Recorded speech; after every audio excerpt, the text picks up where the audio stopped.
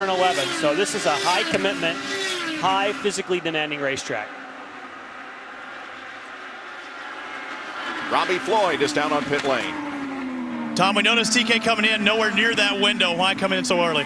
We're just getting held up in traffic there. We couldn't move, and looking at that time to the leader and what we were losing, if we waited till a full stat, we were going to be close to being lapped. So we got to get him out into some free air.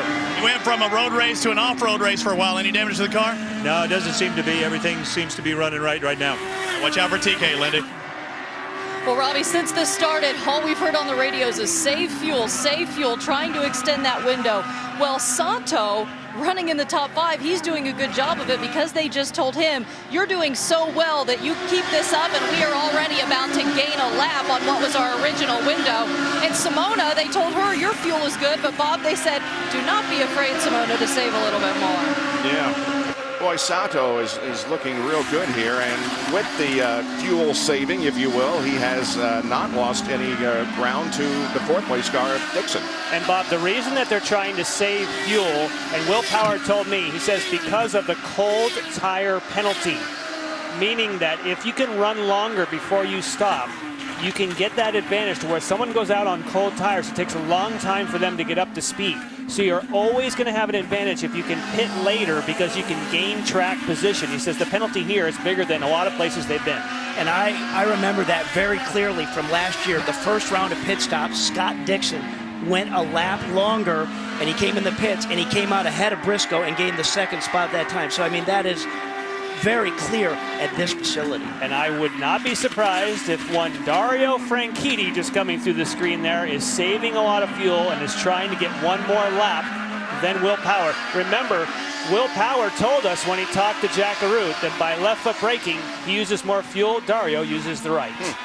On board with Graham Rahal, running back in 22nd position, a guy who certainly knows this racetrack. And just watch how busy he is working that wheel. Incredibly physical around here. Now you're coming onto the front straightaway, second gear, accelerating up there. There's full throttle. Coming to that turn 1, that turn that I just say is the most challenging corner there is in motorsports. And for Graham Rahal, if you're wondering, how did he go from being the fastest in one session to qualifying nearly at the back? They had a differential problem. Of course, the differential puts the power to the ground to the two rear wheels. It actually destroyed itself to where it wasn't working properly.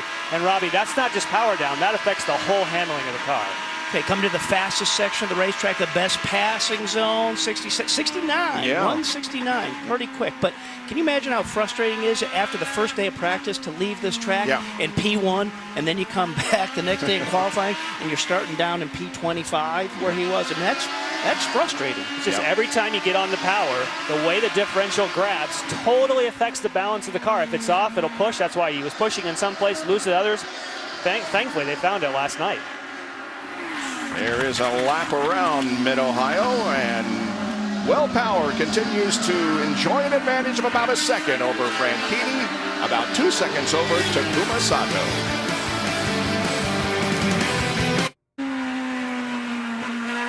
World Extreme Cage Fighting returns live to Versus. This August, the bantamweight belt is on the line in a rematch of two of the most explosive fighters. Champion Dominic Cruz set to make his first title defense against top contender Joseph Benavides. World Extreme Cage Fighting live August 18th, 9 o'clock Eastern, only on Versus. Well, one of the guys whose name is magical in the world of sports is standing by with Jack Arute. Yeah, he's one of the Hall of Famers, and this, of course, is Hall of Fame weekend in nearby Canton, Ohio. Lynn Swan from the Pittsburgh Steelers, and a guy that I worked with for so many years. What did you say? No, I'm only kidding. We worked together for a lot of years. Great to see you again, Jeff. Let's talk a little bit. You were the Grand Marshal here, but this isn't your first visit to IndyCar racing. You got to see the Indy 500. Are you starting to get hooked? Well, yeah, it's so exciting.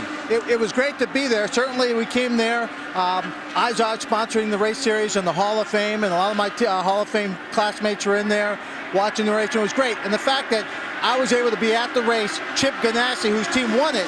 Chip is a Pittsburgh guy, and I've known Chip, and it was great to see him. You know, he's having great success this year. Now, you got to wave the flag today, and I got to give you high marks, okay? You held on to it like a pass. I held on to it. Jack, I have to tell you, I didn't want to drop it. There was a gust of wind that came along. kind of took the flag back, but I had a good grip on it, held on to it. So I may not be able to run 50 yards downfield, but I can hold on to it if you can get it to me. Hey, guys, I want to give you a racing information about Swanee. You know the little portable cameras that we use on pit road? They were originally originated by Lynn Swan's idea. Bob Goodrich from ABC Sports said, yeah, we can do that. Then Lynn left and went up in the booth, and I inherited Lynn's position. They said, we can't call it the Swanee cam. He said, you know what, seeing how you're using it now, we'll just call it the jerk cam. And ever since then, that's what we call it. And there you have the origination of that term. Well, Power has been able to inch his way just a little bit more ahead of Dario, but they continue to run in the same order of the top 5. And we are approaching the pit window. It's somewhere between lap 25 and 30. Correct. And I think something very interesting is going to happen in the second stint. And you guys will be very surprised. You know how Firestone is always telling us that we shouldn't say that the Reds are necessarily softer, they just have higher grip? Yep. Actually found out that the Reds are not only faster, but they may be more durable. I found out after the morning warm-up that the Blacks don't actually seem to last as long as the Reds. So when you have people come in to make the pit stops and put on the Blacks, that next stint is going to be more difficult. Wow, good information. Let's go down to Robbie Floyd. Well, guys, we talked about the pit window being between lap 25 and 30. Now, normally you're trying to stretch that window, get as much as you can out of it. But that may not be the case for some of these teams because of how tight these pit stalls are, only 35 feet. So maybe you come in earlier when everybody doesn't come in. That gives you maybe a clean run in, a clean run out. That could make up a second or two just right there. So normally you're trying to stretch. They may come in early just to try and save themselves some time right here on pit lane.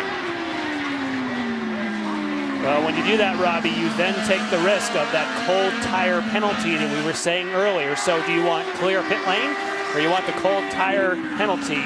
I think that if you can, you will go as far as you possibly can pedal it to pit lane. Yeah, and I think this is probably one of the first events that we really haven't seen that much disparity between the Blacks and the Reds. There's just other things that these guys are watching. And one of the things that they are watching is the graining on the tires. Okay, watch this move. That's J.R. Hildebrand getting off, was right by our booth, and it showered us with rocks. But look at the momentum that Mira has, as well as Graham Rahal. Yep.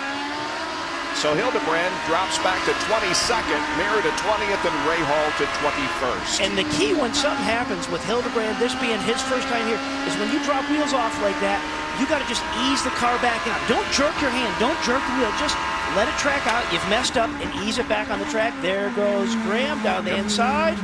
And he moved to the left because he had to by the regulations. Right. In the old days, if you were slow coming off of a corner, you would just hug the right-hand side and say, oh, I lost momentum. You're going to have to go the long way around. I can't believe you do that in the spirit of just being a good competitor. Wouldn't you just stay on the outside of the track and say, there you go, guys? Oh, some more dust is kicked up, and there's Wilson. And you know why that's happened, guys? I can tell you why. Whoa, something's wrong. He just locked it up, didn't he? I was going to say, he said with the problem in his right hand, if that car gets loose, he just can't. He can't jerk the wheel enough, and he's driving all with his left arm. He's I not think doing something's anything. broken. And AJ Viso is off course. Wow, you know what this is going to mean? This is going to mean you're going to have full course yellow, and everyone's going to try and stop in a 35-foot. Very busy pit lane. And we heard from every driver, they said it's going to be crazy if it is a yellow stop like that. And you're in the window.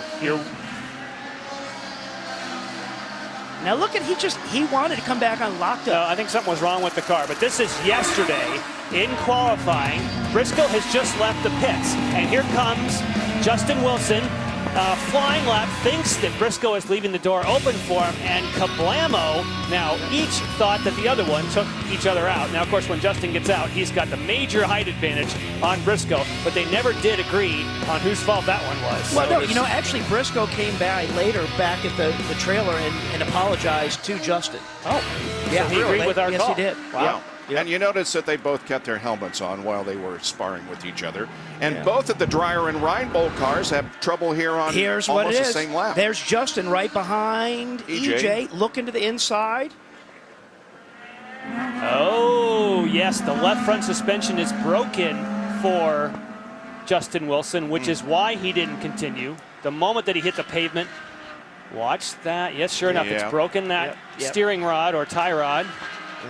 EJ Viso may or may not have damage.